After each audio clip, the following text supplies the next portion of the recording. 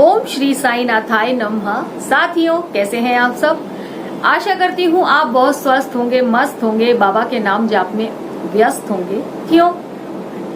आज का जो टॉपिक है वो ये है कि जब आप शिरडी जाएं और बाबा के दर्शन करने के लिए समाधि मंदिर में जाएं तो बाबा की कौन सी ऐसी दिशाएं हैं जिनसे आपको दर्शन जरूर करने चाहिए। उन 3 दिशाओं से बाबा के दर्शन आपको करने पड़ेंगे, तभी आपको पूरा बाबा का जो स्वरूप है उससे रूबरू हो पाएंगे। बाबा के दर्शन तो आप भले दूर से भी कर लेंगे, घर बैठे भी बाबा को अगर प्रणाम करते हैं तो बाबा तक पहुंचता है। लेकिन जब हम शिरडी में हैं और हमें ये अवसर मिल रहा है कि बाबा के हम जो बाबा की दिशाएं हैं उनसे बाबा के दर्शन कर सकें, तो ये तो सौभाग्य वाली बात हुई ना।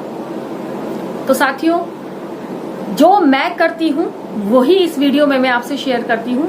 तो देखिए साईं भक्तों, जब समाधि मंदिर में जाते हैं तो क्या है कि बाबा दूर से दिख जाते हैं और हमारा जहां मन करता है हम उस लाइन में लग जाते हैं, क्योंकि 2 लाइनें जाती हैं, एक इधर एक इधर।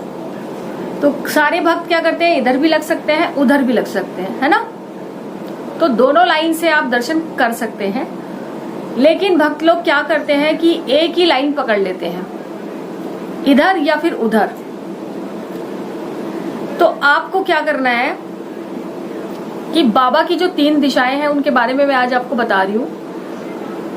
एक तो बाबा के चरणों की साइड से आपको दर्शन करने हैं। दूसरा, आपको बाबा के जो बाबा का सिरहाना है, बाबा का शीश है जहां पर, उस साइड से आपको बाबा के दर्शन करने हैं।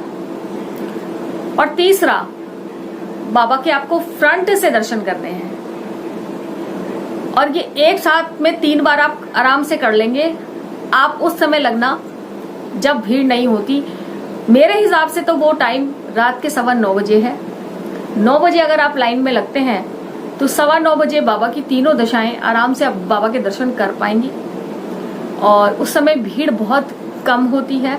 मैं ऐसा ही करती हूँ और बाबा की तीनों दिशाओं के दर्शन मैं आराम से करती हूँ, क्योंकि कहते हैं बाबा की तीनों दिशाओं के जो दर्शन है ना वो हर भक्त को करने चाहिए। कई बार भक्त क्या करते हैं, एक ही लाइन से लगे रहते हैं। वो सोचते हैं बाबा के चरणों के साइड से कर लेते हैं या बाबा की शीश की साइड से लगे रहते हैं कि दोनों साइड ठीक है, लेकिन बीच की साइड भी बहुत मायने रखती है।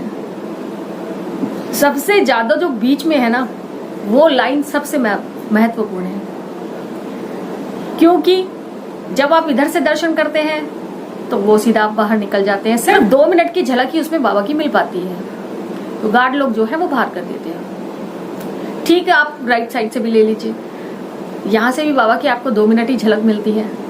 लेकिन जब आप करते हैं सामने से दर्शन, बाबा के सामने की लाइन में जब आप लग के आएंगे तो जब तक आप हॉल से बाहर नहीं निकल जाएंगे बाबा तक से आपकी नजर नहीं हट पाएगी। तो वो जो 5-7 मिनट होते हैं, जो 10 मिनट बाबा, और कभी कभी तो कई मिनट गार्ड लोग कुछ नहीं बोलते, तो वहां जो खड़े होने का सौभाग्य मिलता है ना उसका आनंद अलग है। आई कांटेक्ट बाबा से होता है और आप बाबा से सामने से बिल्कुल बात कर सकते हैं। पूरा बाबा का समाधि, बाबा की मूर्ति पूरी विजिबल होती है वहां से। और दूर तक जब आप जाएंगे ना तो बाबा नजर आते हैं। और इसमें एक बात और मैं आपको बता दूं कि जब भी बाबा के आप दर्शन करके वापस, क्योंकि दोनों लाइन तो आपकी साइड से बाहर निकाल देंगे, लेकिन बीच वाली लाइन को आप हॉल में से ही आएंगे वापस।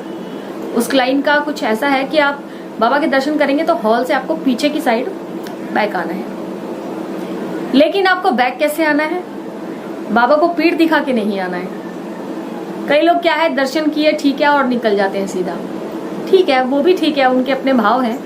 लेकिन मैं जैसे करती हूँ मैं अपना बता रही हूँ आपको, और मैं नहीं, वहां बहुत सारे भक्त आपको दिखेंगे वो यही करेंगे कि बाबा के साथ जैसे मैं आपको देख रही हूँ ना, बस इसी तरीके से आपको पीछे जाना है, पीठ नहीं दिखानी, बाबा को देखते हुए ही पीछे जाना है। और जब लास्ट में आप जाएं तो बाबा का जोर से एक जयकारा जरूर लगाएं और बाबा का पूरा जयकारा लगाएं।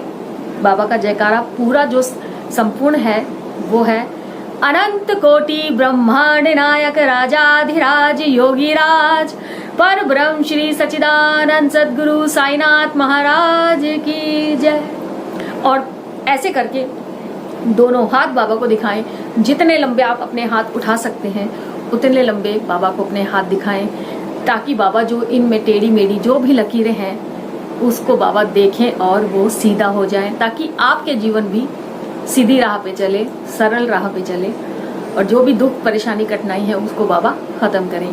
तो ये आपको जरूर करना है। और दूसरी, जब भी आप लाइन में लगे तीनों दिशाओं से बाबा के कभी कहीं से भी दर्शन करें। बाबा के 11 वचन, जैसे ही बाबा का हॉल शुरू हो जाता है वहां से आपने 11 वचन पढ़ने स्टार्ट करने हैं, और बाबा के दर्शन करते करते वो 11 वचन आपके पूरे हो जाएंगे। और अगर आप पीछे से भी लाइन में लगते हैं, जो हॉल है बाबा का मेन, वहां से लाइन बेसिकली स्टार्ट होती है, तो वो वहां पर भी, वहां से अंदर आने में भी 5-7 मिनट लग जाते हैं। अगर खाली हुआ हॉल तो, भीड़ वो होती है तो 3-4 घंटे लगते हैं। लेकिन उसमें भी आप निरंतर बाबा का नाम जाप करें। तो आपको कौन सा नाम जाप करना है?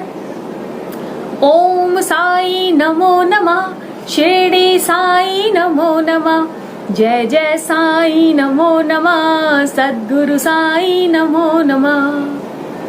इस मंत्र का जाप आपको पूरी लाइन में करना है। और जैसे ही बाबा का मुख दिखने लगे, बाबा का दरबार दिखने लगे, तो आपको 11 वचन पढ़ने हैं। और ये मंत्र आप मन ही मन बोल सकते हैं, गा भी सकते हैं। और मैं तो कहूंगी आप ऐसे गाइए कि 4 लोग भी आपके साथ जुड़ जाएं। अगर वो भी चुप खड़े हैं ना, तो उनके मुंह से भी बाबा का नाम स्मरण हो। बाबा के जयकारे लगाइए, आनंद से बाबा के दर्शन के लिए जाइए।